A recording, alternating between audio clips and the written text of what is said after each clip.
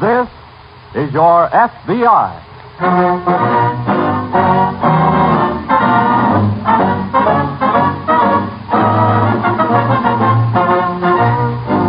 This is your F.B.I., an official broadcast from the files of the Federal Bureau of Investigation, presented as a public service by the Equitable Life Assurance Society of the United States and the Equitable Society's representative in your community.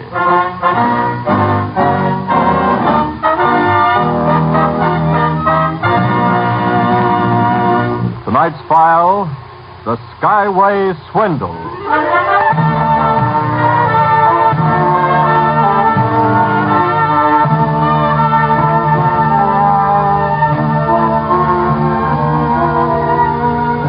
You can cure an alcoholic, a drug addict, and sometimes you can even cure a golf player. But you'll never cure a flying man. Once he has learned to fly, his heart and soul forever after belong to the sun, wind, and stars.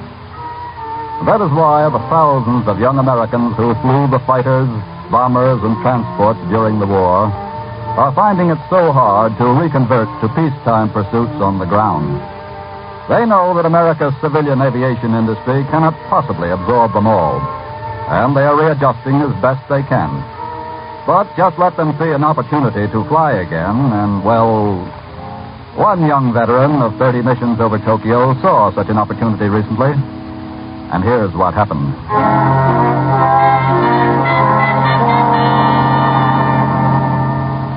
For Bill Renton, Fairview's returned flying hero, the banquets and speeches and dinner parties in his honor were all over 4 weeks ago.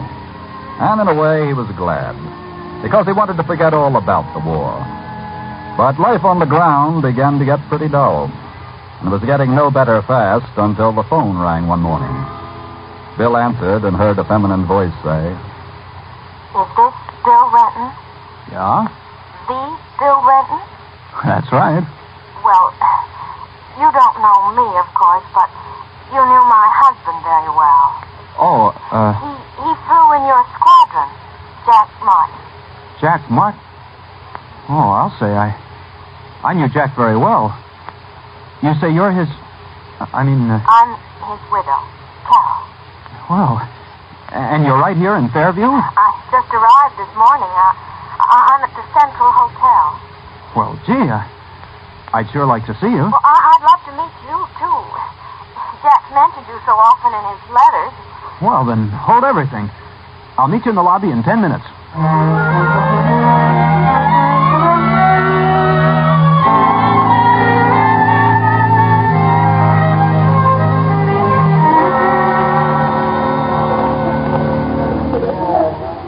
Well, I'm certainly glad you thought of calling me, Mrs. Martin. The name is Carol. Okay. And I'm Bill.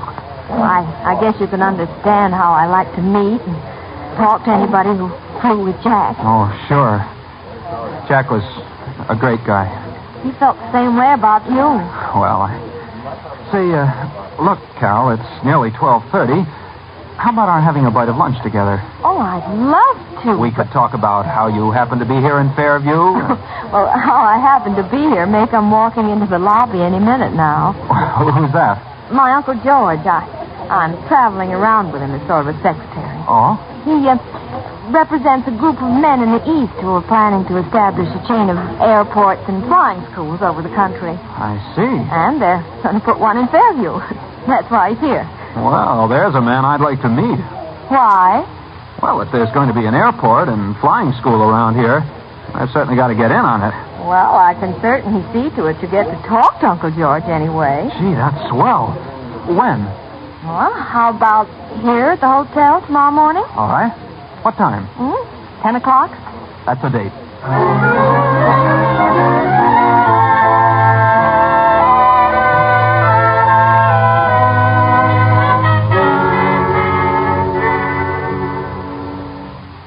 Mr. Sterling.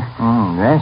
Your niece has already told me that actual operations of the airport and flying school are, well, probably still 6 months away. About that, I'd say. But I thought if I got my bid in early enough for a flying job, sir, well, Renton? Yes, sir? How would you like to start work right away? Right away? And how would you like to be head of the flying school? Well, And how would you like for it to be called the Renton Flying School? Now, wait a minute, Mr. Sterling. One thing at a time. Now, don't misunderstand. This is not a sentimental gesture to a war veteran. Nor is it because you're a friend of my niece's husband. It's strictly business. Well, I'm afraid I don't understand, sir. My group could easily finance 100 airports and flying schools, Renton. But we've found by experience that the community is more likely to support a thing if it has some money of its own invested. Well, that's true, sir. Therefore, in each case, we're going to put up half the money if the businessmen of the community will subscribe the other half. Well, that certainly sounds fair enough. All right. Noon today, I'm to lay the plan before the Fairview Businessmen's Luncheon Club. I see. And if I can introduce you and tell them you'll head the flying school, the Renton Flying School, Well, why, those men will subscribe for $50,000 worth of stock before you can wink your eye. Now, is it a deal? Well, gee, Mr. Sterling, that's awfully flattering. Nonsense. It's just plain good business for us. Fairview will have an airport and flying school. You'll be in the flying business for the rest of your life. Just say that last part again, Mr. Sterling. I say you'll be in the flying business for the rest of your life. That did it. Where's the contract?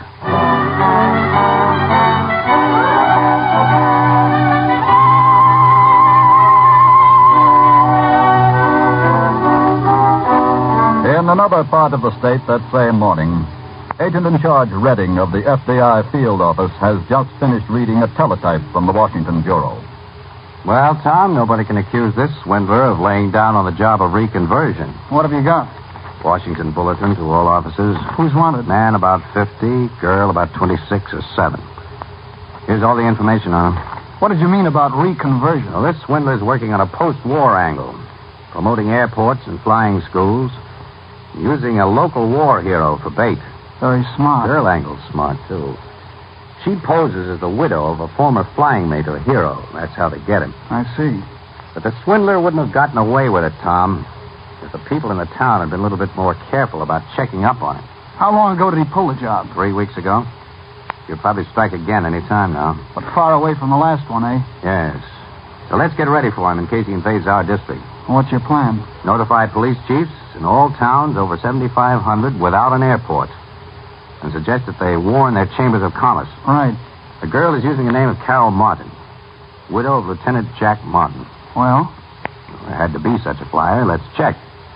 See if the girl working with the swindler is the real widow. Okay. You start on that. I'll get busy alerting police chiefs.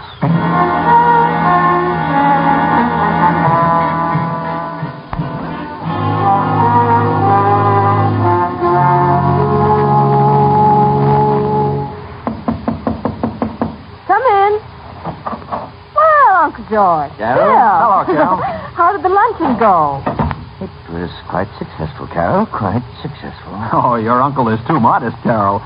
He raised $20,000 for the airport and flying school right on the spot. Where? And the other $30,000 will be in his hands before the day is over. Oh, that's wonderful. But I can't take the credit for it, Renton. It was your name and their admiration for you that raised the money. Well, And now, if you don't mind, Renton, I want to dictate some letters. Oh, of course.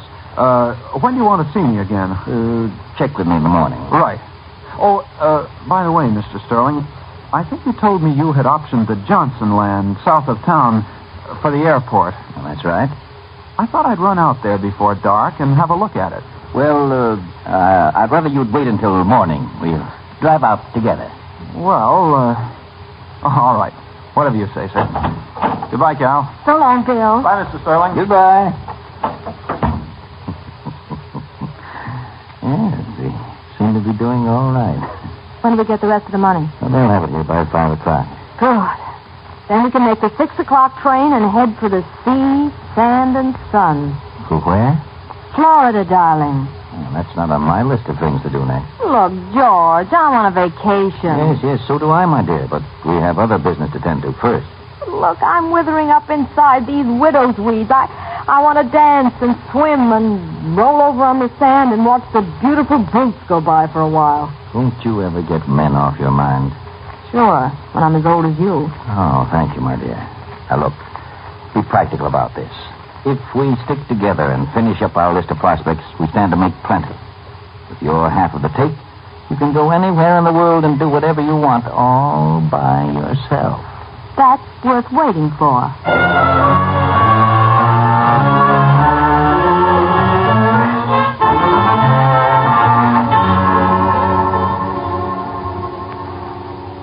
Well, Tom, anything happened while I was out? Yes, I got the information on the widow of Lieutenant Jack Martin. No.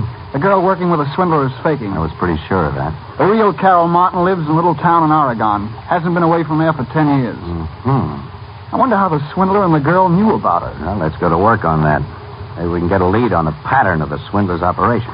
Oh, this teletype from Washington just came in, too. Follow up on the swindle? Yeah, he and the girl rigged another town last week. But somebody got suspicious and they made a quick exit. Where was that? Shenfield, Kansas. That's 2 states nearer this way than the first job. I know. Have all the notices to the police chiefs gone out? Well, it's still in the works, but they'll all be alerted before the night's over. Good. And I hope the swindler does try to pull a job in our district. I guarantee it'll be his last one.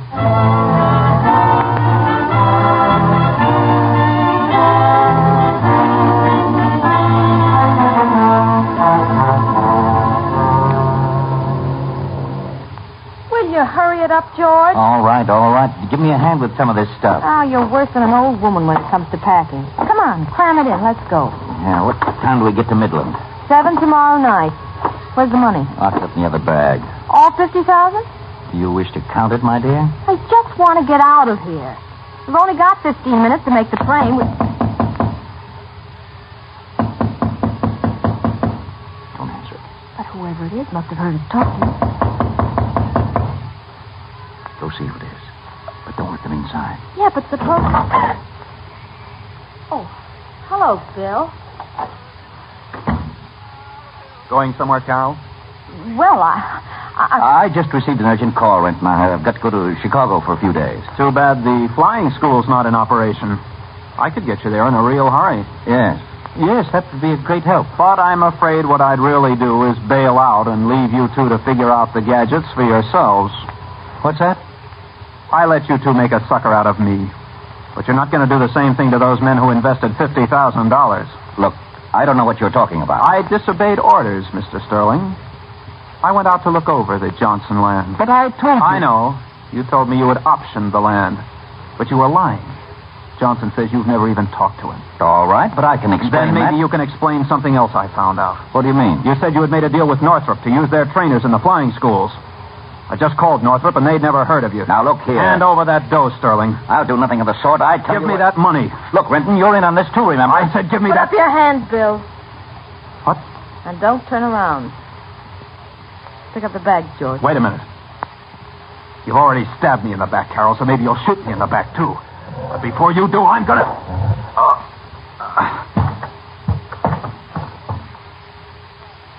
He was such a sweet boy. Come on, George.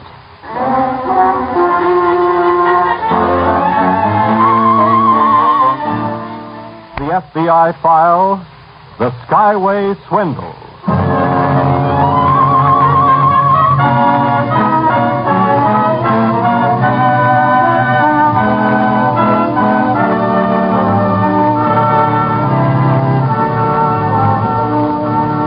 To put it mildly, it must turn the stomachs of America's returning veterans when they come back home and encounter some of the people for whom they fought, and for whom so many thousands of their buddies gave their lives. People like, to cite only one of many types, people like swindlers, such as George Sterling and his accomplice, the girl Carol. Greedy, conscienceless people who scheme day and night against the possessions and human rights of others, even victimizing the very ones who fought to safeguard the country from which they sucked their miserable existence.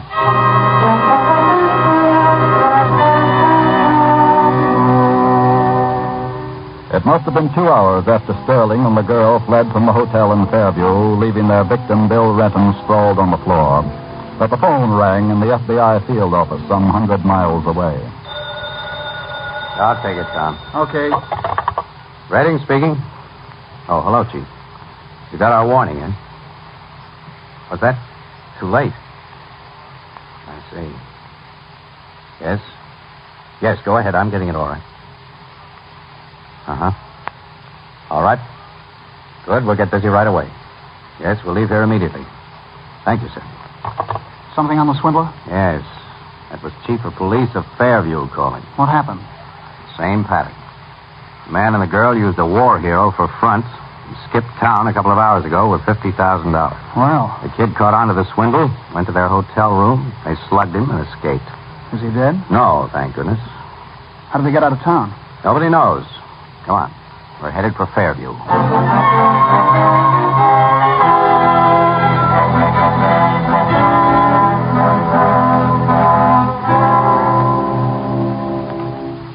Mr. Renton, I'm agent in charge Redding of the F.B.I. This is Special Agent Willard. How do you do? How's the head?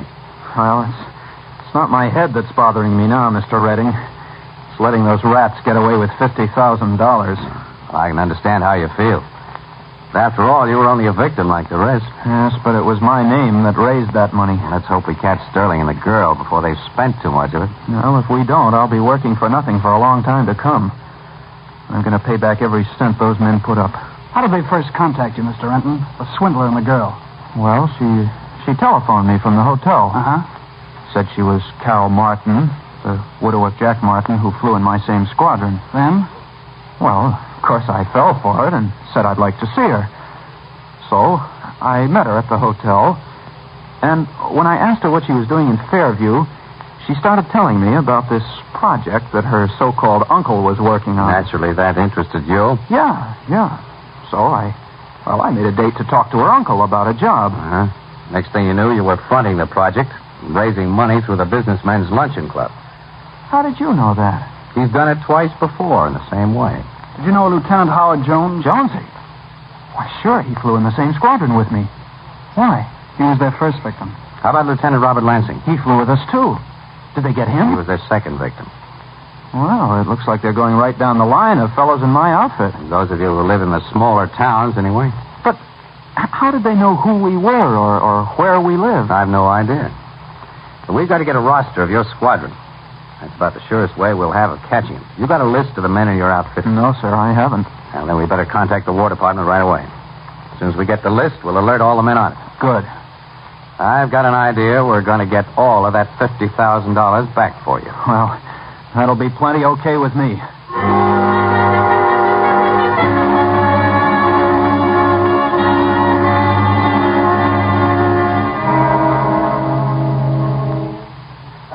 Good morning, my dear.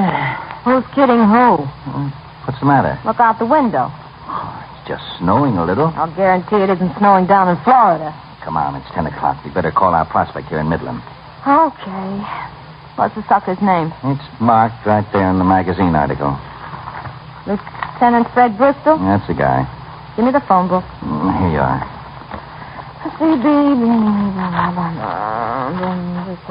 Bristol. There it is. Yeah. Operator, I want 6087, please. That's right. That magazine article is really something. I don't know how much the author made out of the glorious record of that squadron, but I feel like sending him a bonus for including a roster of the heroes. Anytime you send anybody a bonus for anything, Greatheart, I'll buy you a bit. Oh, hello? Is this Fred Bristol? The Fred Bristol? Well, you don't know me, of course, but you knew my husband very well. He flew in your squadron.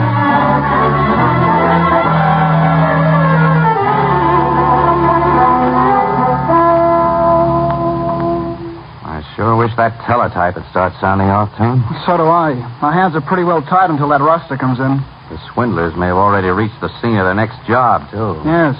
One good thing for us, though, it takes them a couple of days to set the stage and cash in. Hope it doesn't take us longer than that to start. There she goes. Let's have a look.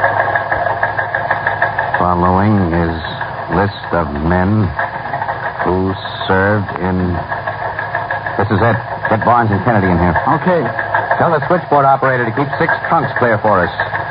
We're going to get on long distance and stay on it until we make a strike.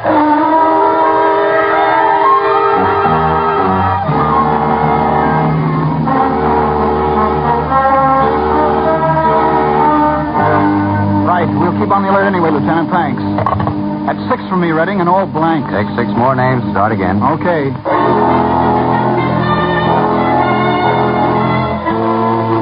Contacted 14 names by long distance. No luck. We're narrowing the field anyway. Get some more. Keep going. Right.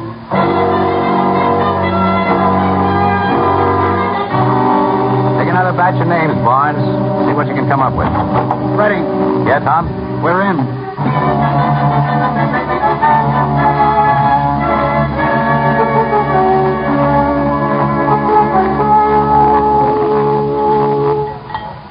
Oh, here comes Uncle George now, Fred. Good. I'm awfully sorry, young man. I was late for our breakfast appointment. Oh, I'm sure you're quite busy, sir. So you're Lieutenant Bristol? Ex-lieutenant. My niece spoke to me about you yesterday, Bristol. Said you were interested in the connection with the airport and flying school we plan to establish here in Midland. Yes, sir. Bristol, how would you like to be head of the flying school? Head of it? And how would you like to have it called the Bristol Flying School? Well, gee, Now, this is not a sentimental gesture to a war veteran. No, because you were a friend of my niece's husband. It's strictly business. Pardon me for interrupting, sir. How's that? There are 2 gentlemen just coming into the dining room I'd like to have meet you. Oh, interested in the project, perhaps? Oh, yes, sir. Well, here they are. Good morning. Good morning, Bristol. Mrs. Martin, Mr. Sterling, I'd like you to meet Mr. Redding and Mr. Willard. Well, how do you do? Won't you join us for a bite of breakfast, gentlemen? Mr. Bristol tells me that you're interested in the airport project, which brings me to Midland. We're quite interested, Mr. Sterling, but... Then do sit down, by all means. I should be glad to explain it to you, and perhaps... Well, that won't be necessary, Mr. Sterling. We're quite well acquainted with it already. Really, sir? Yes. You see, Mr. Willard and I are special agents of the F.B.I. F.B.I.? Yes, that's right. But if you are interested in the project that has brought us to Midland, we should be glad to explain it to you. If I may quote you, sir, that won't be necessary. I'm well acquainted with it already.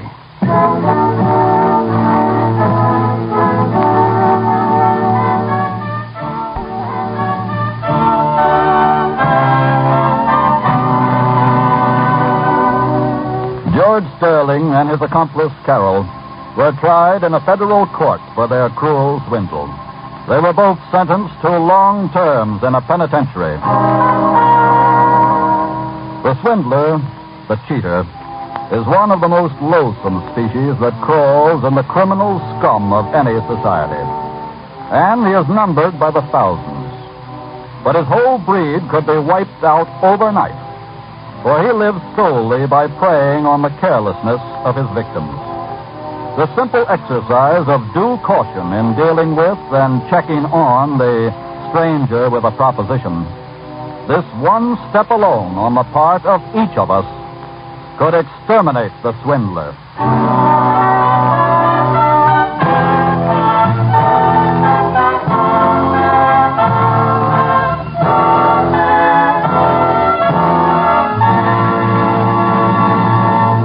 Next week, the Equitable Society will bring you another exciting and thought-provoking case from the files of your F.B.I. Next week, we will bring you another colorful story from the files of the Federal Bureau of Investigation.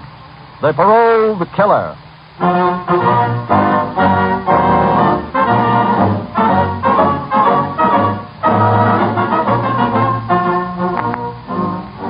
The incidents used in tonight's Equitable Life Assurance Society's broadcast are adapted from the files of the Federal Bureau of Investigation. However, all names used are fictitious, and any similarity thereof to the names of persons living or dead is accidental. Tonight, the music was under the direction of Frederick Steiner, the author was Frank Ferries, and your narrator was Dean Carlton.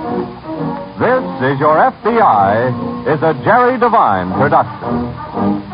This is Carl Frank speaking for the Equitable Life Assurance Society of the United States and the Equitable Society's representative in your community, and inviting you to tune in again next week at this same time when the Equitable Life Assurance Society of the United States will bring you another colorful story from the files of the Federal Bureau of Investigation, The Paroled Killer, on This Is Your F.B.I.